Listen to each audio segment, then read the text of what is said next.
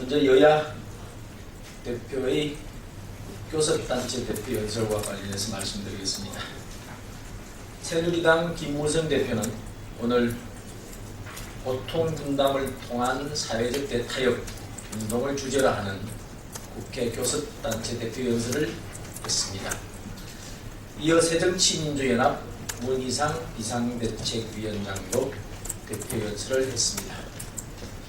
김무성 대표의 연설은 대타협과 혁신에 초점을 맞춰서 국민 공존과 국가 발전을 위한 미래 비전을 폭넓게 담고 있습니다. 문 위원장의 연설은 다양한 주제를 담은 백화점식 나열에 나름대로 구체성과 대안을 찾아보려는 의욕도 읽혀집니다. 문 위원장은 원고에도 없는 고통 분담을 강조해서 김 대표의 사회적 대타협 제의에 화답하기도 했습니다. 어제 박근혜 대통령과 여야 지도부의 회동은 어제 박근혜 대통령과 여야 지도부 회동으로 온기가 돌기 시작한 국회 아궁이에 오늘 여야 대표 두 분은 열심히 장작을 밀어 넣었습니다.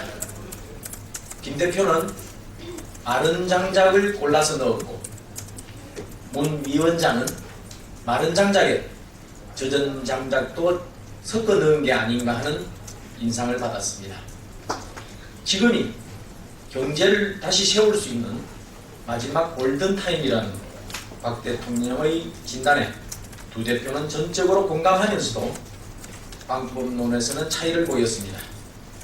김 대표는 박 대통령의 시정연설을 뒷받침하기 위해 정성을 좀 더 기울였고 문 위원장은 박근혜 정부의 경제 기조를 바꾸려고 야성을 좀 더 기울인 것 같습니다.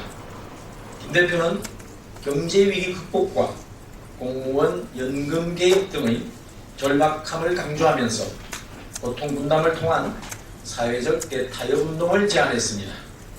여야가 중심이 되는 민관, 노사 등 각 분야가 참여하는 범국민 운동기구를 만들자고 했습니다. 정쟁 중단 선언과 여야 대표 회동 정례화 등은 정치권 차원의 실천 방안일 것입니다. 김 대표는 복지 수준에 대한 국민적 합의 필요, 시대에 맞는 공무원 연금 개혁 등을 통한 국가재정 안정화, 미래 성장 동력인 서비스 산업 육성 등을 강조했습니다. 이 대목에서 또다시 공무원들에게 희생을 통한 애국심을 호소하면서 눈물까지 흘린 것은 미래 세대를 위해서 우리가 십자가를 져야 한다는 의지의 표현이었습니다. 우리를 위해서 미래 세대가 십자가를 지는 일이 없도록 야당도 국가혁신 대장정에 동참하기를 희망합니다. 또한 김 대표는 대한민국의 가장 큰 고민을 초저출산 문제와 안전을 꼽았습니다.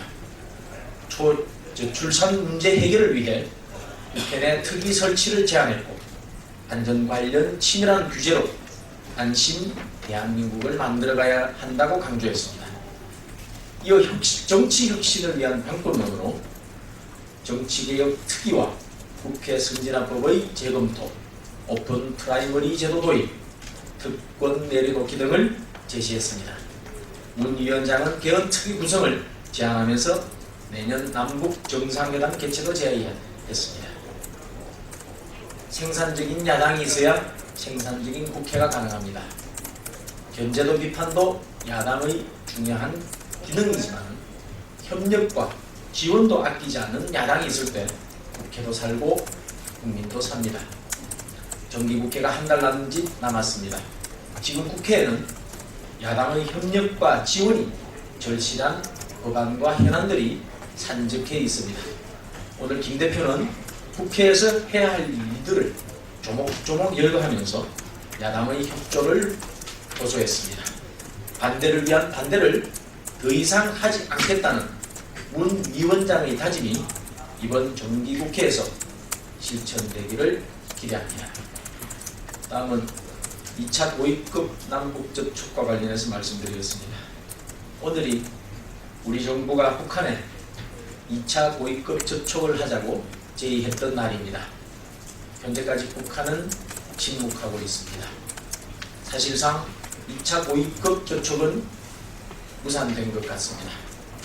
북한은 어제까지도 대북 전단 살포 중지를 대화의 조건으로 끌어왔습니다.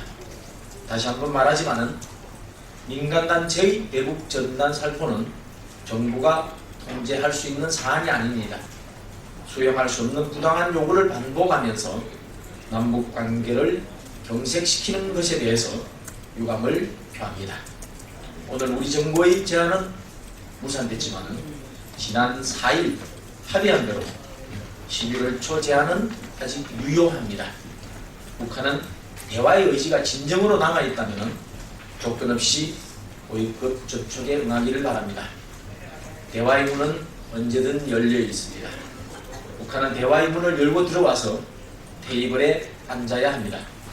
서로 얼굴을 마주보고 생각을 나눠야 오솔길을 만들든 대통로를 만들든 할 수 있는 일일 것입니다. 북한은 고위급 접촉의 개최에 남한의 선택에 달려있다고 합니다. 우리의 선택은 조건 없는 대화입니다. 북한은 대화를 제안했던 그 초심을 기억하고 만남의 날짜를 조속히 선택하기를 바랍니다.